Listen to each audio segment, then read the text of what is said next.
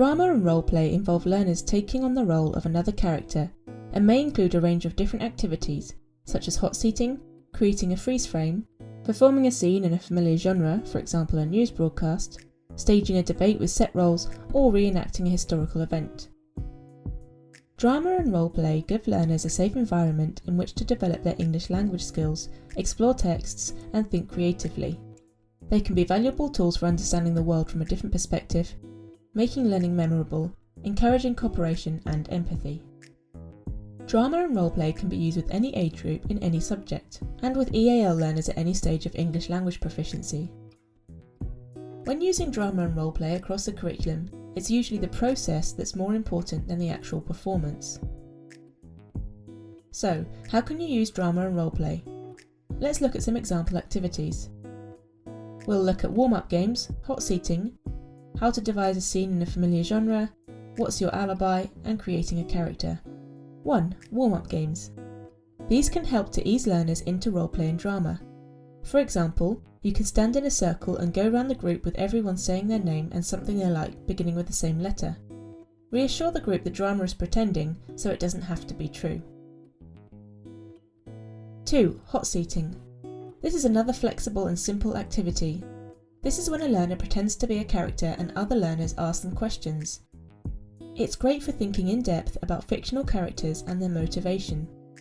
It can also be useful for subjects such as history, to consider the perspective of historical figures or particular historical events. This technique can be used with all age groups, whether the class is considering the actions of the Hungry Caterpillar, Hamlet, or Henry VIII. Another useful activity is to ask learners to work in groups and devise a scene in a familiar genre, for example a TV news item or documentary. You can make this into a project where learners work together to create materials such as posters to accompany their roleplay. 4. Alibi games. Any kind of alibi game is perfect for practicing past tenses, which are used across the curriculum but occur particularly frequently in subjects such as history and English. You can make up a plot depending on the subject. For example, for science, you could tell learners that during an experiment yesterday, a student scientist was injured at 4 p.m, and a health and safety officer is investigating who is responsible.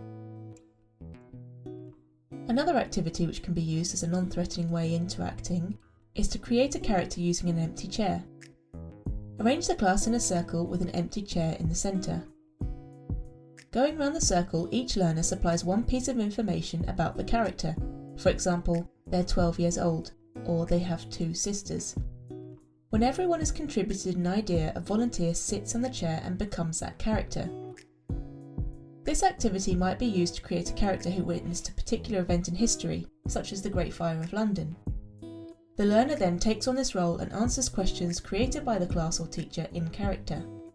Having the character information created by learners as they go round can make the roleplay less intimidating, as it gives the learner a framework for a character instead of asking the learner to create a character from scratch. So, why use drama and roleplay? The use of drama and roleplay can create an opportunity for the learner to hear and use language in a meaningful context.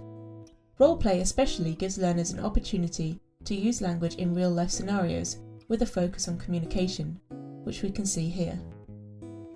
Drama and roleplay activities in groups are inclusive and involve all learners in active participation and social interaction. Drama is also great for creating an opportunity for new to English learners to communicate with others and can be useful for learners who might be in their silent period during the very early stages of English language acquisition, as they can participate in non-speaking roles. Top tip: some people find the idea of drama very alarming, so it can be useful to use a non-threatening warm-up exercise such as the one we saw earlier. This can help relax everyone. To adapt drama and roleplay for independent learning, you could set learners' homework tasks in preparation for a lesson. For example, you might ask learners to prepare by making notes, brainstorming, or rehearsing in their home language and then translating into English. To help with this, you might want to give them some useful keywords and phrases to translate at home. Or you may want to make use of technology and ask learners to record themselves in a particular role and upload it to a shared online platform with their classmates and teacher. Thank you for watching. Please click subscribe to be notified of future videos.